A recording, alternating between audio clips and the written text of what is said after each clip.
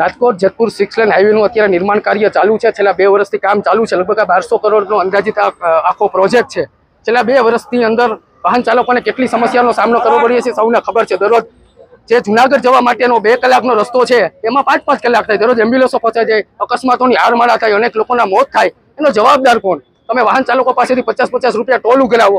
દર વર્ષે 150 કરોડની નેશનલ હાઈવે ઓથોરિટીને આવક છે, તો લોકોને તમે જે ડાયવર્ઝન રૂટ બનાવ્યા છે તેમાં 3 ફૂટના ખાડા છે. ખૂબ જ શરમજનક બાબત કહેવાય. આજે અમે નેશનલ હાઈવે ઓથોરિટીના પ્રોજેક્ટ ડિરેક્ટરને રજૂઆત કરવા આવ્યા છે કે તાત્કાલિકપણે બંને ટોલ પ્લાઝાઓ બંધ કરવામાં આવે. જ્યાં સુધી રોડનું કામ સંપૂર્ણ પતે નહીં ત્યાં સુધી વાહન ચાલકોને ટોલમાંથી મુક્તિ આપવામાં આવે. જે ડાયવર્ઝન રૂટ છે તેમાં તમે પોલીસ ડિપાર્ટમેન્ટ અને કલેક્ટર ડિપાર્ટમેન્ટ સાથે સંકલન કરી અને કોઈ પણ સંજોગે વાહન ચાલકોને ટ્રાફિક ચક્કાજામમાંથી મુક્તિ આપો. એમ્બ્યુલન્સો ફસાઈ રહી છે.